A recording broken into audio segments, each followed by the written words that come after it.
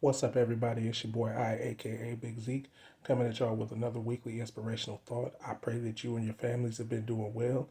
And we're going to jump right into this week's thought, which is entitled, No One Can Live For You, so be accountable for your own life. No one can live for you, so be accountable for your own life. I'll have the reference scriptures in the comments below as always, and let's get right to it. I'll be reading the NIV versions of most of these, and like I said, I have it all listed in the comments below. But the first is from Romans chapter 14, verse 12, which reads, So then each of us will give an account of ourselves to God. Okay. The next comes from First Corinthians chapter 3, verse 8, which reads, The one who plants and the one who waters have one purpose, and they will each be rewarded according to their own labor. Okay. The next comes from Galatians chapter 6, verse 2, and then it jumps to verse 4 and 5, which reads, Carry each other's burdens, and in this way you will fulfill the law of Christ. Each one should test their own actions. Then they can take pride in themselves alone without comparing themselves to someone else, for each one should carry their own load.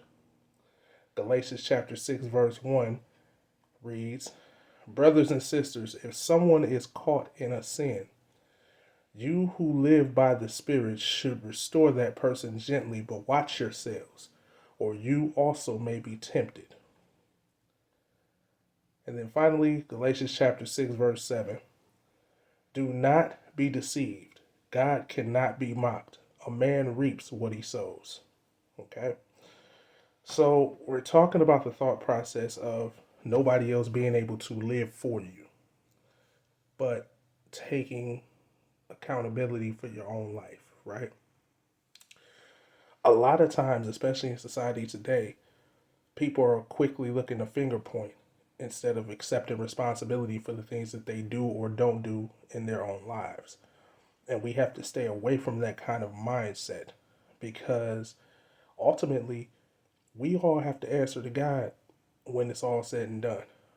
We all have to give an account of what we did or didn't do here on this earth when it's all said and done. Nobody can stand before God on our behalf and speak for us like we were in a courtroom here on earth or something like that. No one can take credit or responsibility for the things that we do or don't do. It's all on us to be responsible for our own lives. So we have to get in the mindset of being more accountable for our own lives instead of trying to pass blame or looking to benefit off somebody else's hard work. Okay. So I only got four thoughts, and God gave me four thoughts rather, and the first is this: while it is true that we must work together, especially in the body of Christ, we also all have our own work to do, and we are all going to be held accountable for what we're doing individually as well as what we're doing together.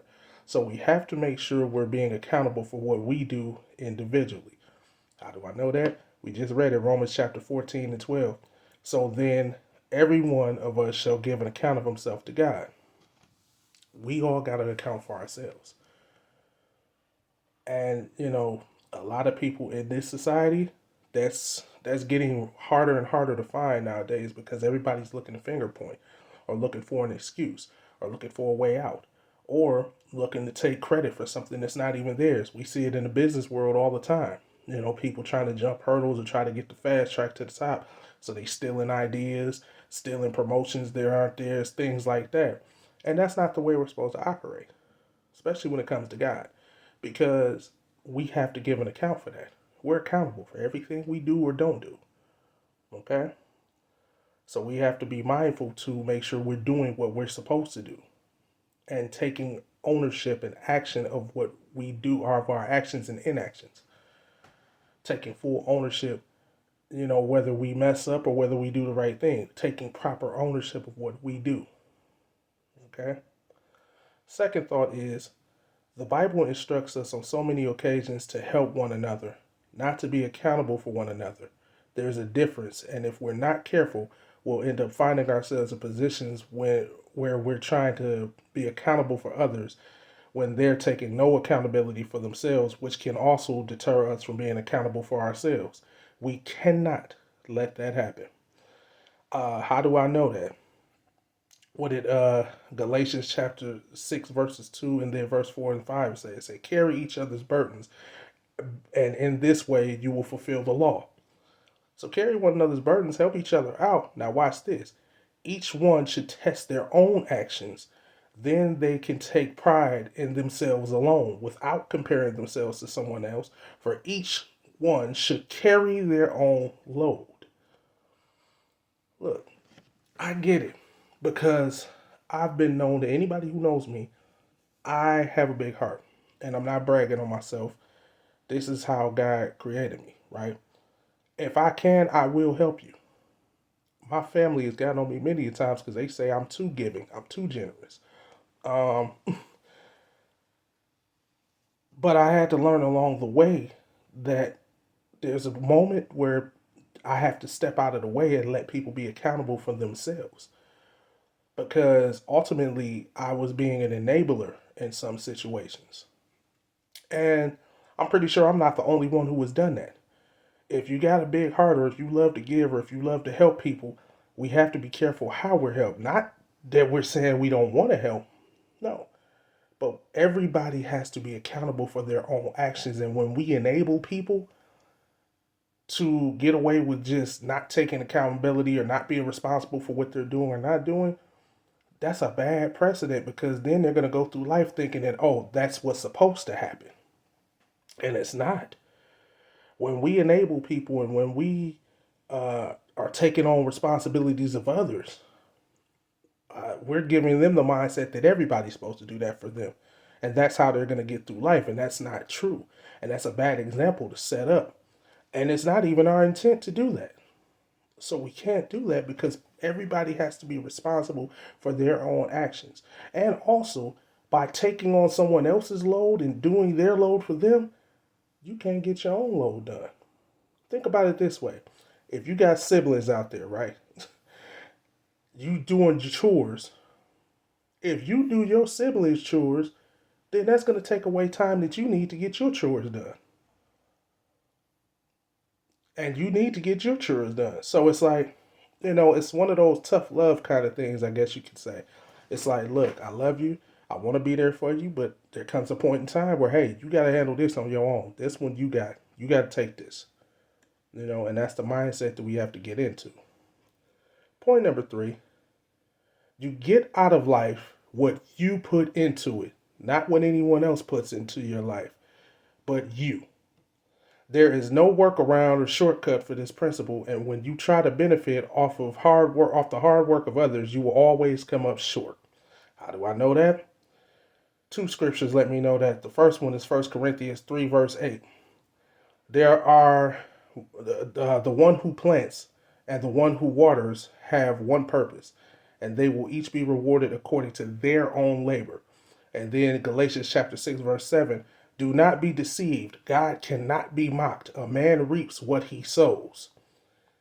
You're going to get out of life everything that you put into it. So if you're only putting a little bit into life, then you're only going to get a little bit back. If you're not putting anything into life, you're not going to get anything back. If you're putting a lot into life, a lot of hard work, a lot of dedication, then you're going to get a lot back. That's just the way it is. That's the way it's always been. That's the way it's always going to be.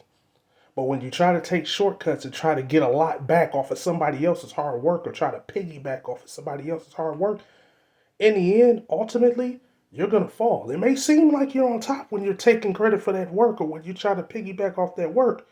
But in the long run, ultimately, you're going to fall right on your face. And it might not be a pretty fall. And I mean, I can't speak for anybody else, but me personally, I would rather do my own work anyway.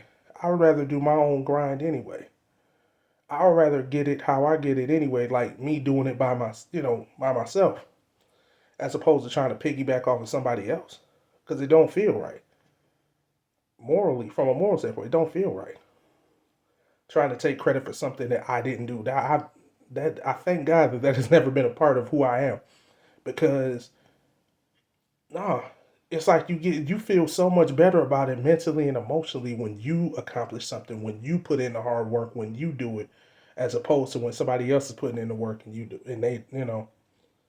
So ultimately, what you put in life, what you put into your life, is what you're gonna get out of it. You can't expect big things and other people are doing all the work for you. You're gonna get even a greater reward if you put in the work yourself in your own life. And the same is for everybody around you, what they put into their own lives. Okay. Final point. It's okay to help and assist others along the way on the road to life, but exercise caution because sometimes people may be involved in things that could potentially throw you off of your God given path. How do I know this? Galatians chapter 6, verse 1. Brothers and sisters, if someone is caught in a sin, you who live by the Spirit should restore that person gently. But watch yourselves, or you also may be tempted. Now, some of y'all probably wonder, how does this tie into being accountable for yourself? Well, oftentimes we'll try to help people out of their situation. And it said, if someone is caught in a sin, who live by the Spirit, restore them gently. It's okay to help them. But you got to be careful because that thing they may be into that you're helping them out with may pull you off of what you're supposed to be doing. And then when you get pulled off of what you're supposed to be doing, you're not able to put in the work that you got to do and what you're supposed to be doing. See, you got to be accountable for yourself. Like that person who got themselves in that situation that you're trying to help them out of, yeah, it's good. You're supposed to want to help them. But they have to, one, want to help themselves, and two, want to take responsibility and accountability for the situation that they're in. Because if you're trying to take responsibility and accountability for something that you're not even a part of, that's not even yours, you're going to drag yourself down and you're going to weigh yourself down, and it's going to be harder for you to take accountability and do the things that you need to do in your own life. So we've been talking about this whole time. It's just everything that we're doing. It's okay to help people. It's okay to look out for others. But don't try to take on everybody else's work. That's not what God meant for us to do. And don't try to have everyone take on your work. Nobody can live for us. I can't live your life for you. You can't live my life for me. We all have to live individually for ourselves.